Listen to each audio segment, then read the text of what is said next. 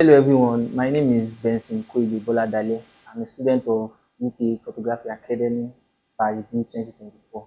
I'm here to sensitize and teach you about lenses.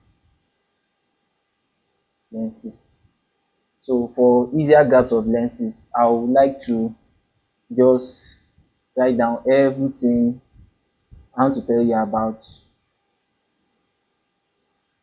first so that we'll have a joyride. So mm, yeah. So what is lenses? A lens is the eye of the camera.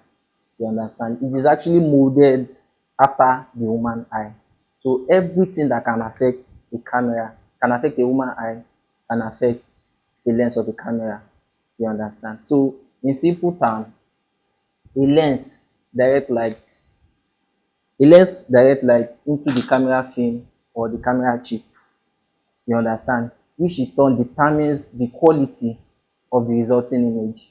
You understand? So everywhere, anywhere, any result you want to get, any resulting image or idea or creativity you have in your mind, the type of lens you use determines the resulting image. So in grasping lenses very well, we have to know some things like the aperture.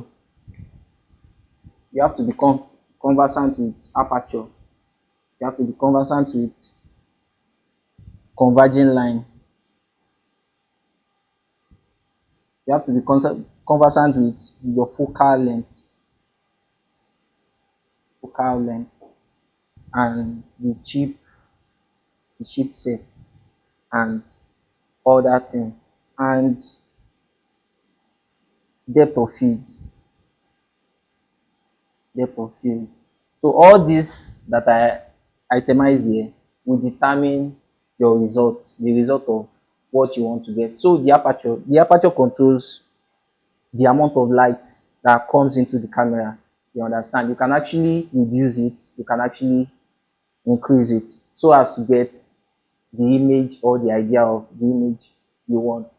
Why the converging line? The converging light is where all the light that is coming into the camera meets. You understand? If you want to take a picture, you set your light coming from everywhere. So the converging line is where the every of the light meets, because as we all know, we know that photography is the recording of light to get a nice image.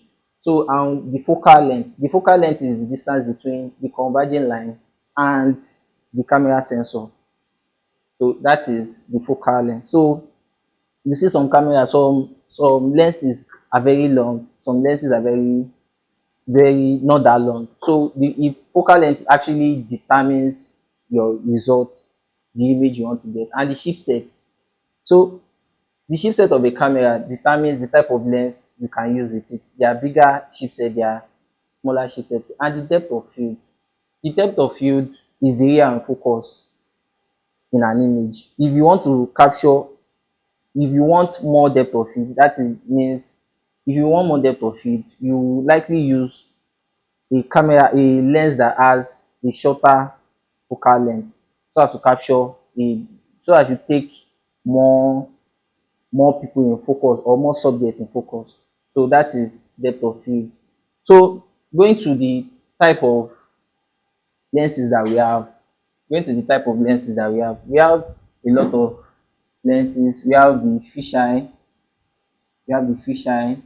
we have wide angle lens, we have standard lens, we have telephoto lens,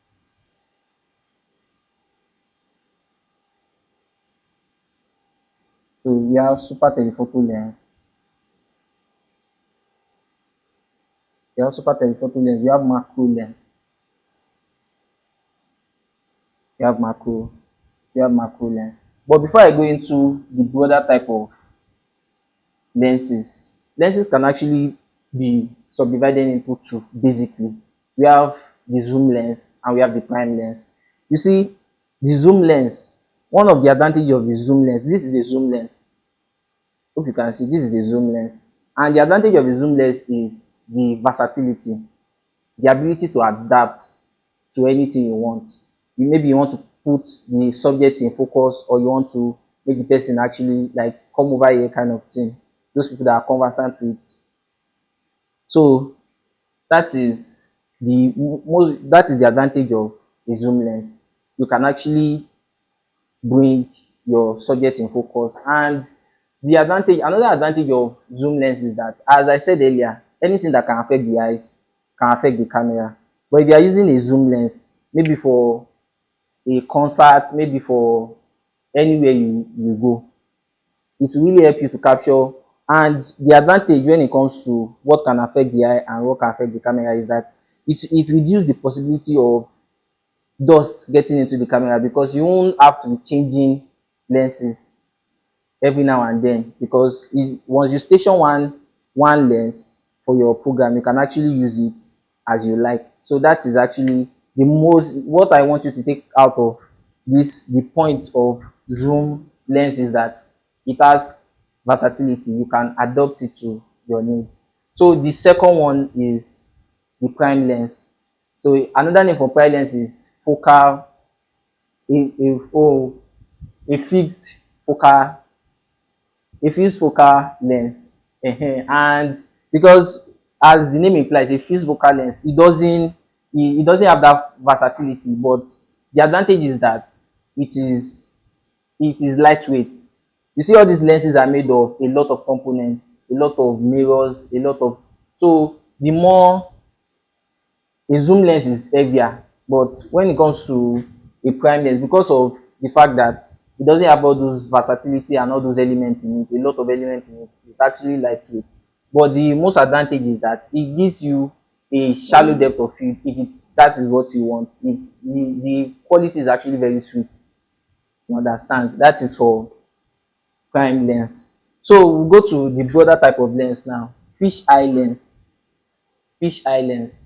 So this is an example of fish eye lens, and lenses is actually measured.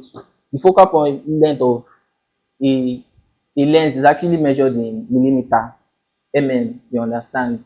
In photography they use millimeter. So for fish eye lenses, they are usually 8 millimeter to 14 millimeter in range, in range. Do you understand? So this is how it looks. That is why they call it fisheye. And one thing about this fisheye is that it causes distortion in an image. If you use it to take an image, the subject will likely, the resulting image is likely a distorted image. Reason be that it will alter the original or natural state of it will alter the original or the natural state of the subject. So that is for fisheye, but you can use it to capture a group. It brings more depth of field. You understand? You can actually use it to capture a group. You can actually use it to capture, for architectural reasons, interior. Those people that do interior, you understand, they want more depth of field. They want more subject in focus. So that is why they use fisheye lens. Okay. The second one, this is the result of fisheye lenses. You see, it causes kind of distortion. This is actually not the natural state of the girl, you understand, but it causes this kind of distortion. So the second one is wide angle lenses. And yes, wide angle lenses. Wide angle lenses is usually from 14 millimeter to 20 millimeter in range, you understand. So this wide angle millimeter, this wide angle is used to it doesn't include distortion like fisheye, you understand. That is actually the upgrade when it comes to it doesn't include this distortion, but it, you can actually capture more depth of field. You can actually bring more people into focus. So you can use it for architecture, you can use it to capture a group. This is a type of This is a type of wide angle. It's a zoom lens and it's a wide angle lens. So it capture, you can use it to capture architect for architectural reason, you can use it to capture landscape and portrait. You understand? So that is for a wide angle. So the next one is wide angle lens. The next one is standard lens. This standard lens is actually molded in all the lenses we have. It's actually molded after the human eye. You understand? So a standard lens is usually 50 mm to 60 mm. 50 mm to 60 mm. You can use it to cover more depth of field, and you can use it for architecture, you can use it for food, you can use it to capture landscape, portrait. It depends on the type of creativity the photographer wants. So the point of all this is that anything you want in photography you can get, depending on the type of lenses you have, depending on the knowledge you personally have. And so it's all these type of lenses bring your creativity to life. So the next one now is telephoto lenses. The most important advantage of telephoto lenses is that these telephoto lenses goes from 50 mm to 200 mm. The advantage of telephoto lenses is that if the photographer, let's assume the photographer is limited in where he can access in order to capture the subject, that is where telephoto lens come in. You understand? It helps the photographer to zoom in on the subject. It helps the photographer to zoom in on the subject. So you can use it in wildlife. You can use it in wildlife. You can use it in sport too. But usually they use it in wildlife. The photographer, all these wildlife photographer, you can't actually go closer to maybe lion or anything you want to take. So with the aid of these telephoto lenses, now you can actually capture your subject. And the advantage is that now every knowledge you haven't accessed before, you cannot access it because of this invention. So that is actually the advantage of telephoto lenses. So, and again, we have super telephoto lenses. Super telephoto lenses. Is an upgrade of these telephoto lenses, usually probably 200 mm to 600 mm. 200 mm to 600 mm. So depending on the type of, usually for wildlife, all this usually for wildlife and sports.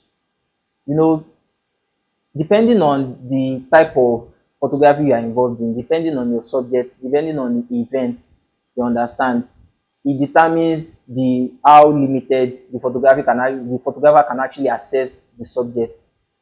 Using sport as an example, the field, the photographer cannot access the field, and you need a photographer, you need to capture the moment, you need to capture the image, you understand, for various reasons, for record and even for to show accountability of the game itself, you understand. So that is where super telephoto lenses come in.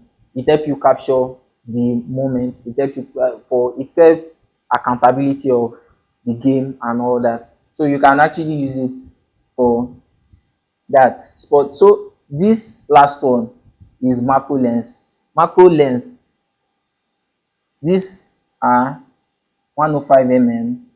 It can be a prime lens. 105 mm, some is 85 mm. So, and it can also be a zoom lens. It's used most importantly to capture products and tiny subjects like ants, like flower. It brings them to life on a 1.1 ratio reproduction. So you bring them to life size. That is what macro lens does. So that is, yeah, there's more, because as invention is going, there's actually more. Let me show you the macro lens. So these are type of micro lens. All these lenses I've talked about, they can be a prime lens and they can be a prime lens and they can be a zoom lens. You understand? So depending on, so the major point is that anything you want, you can actually get.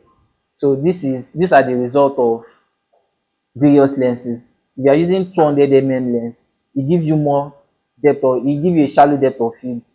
You understand? And if you are using a standard lens or a wide angle lens, it give you more depth of field. So it's now depending on the photographer, what the photographer wants to capture. I hope you understand what I've just delivered. If you have any question, you can ask. Thank you.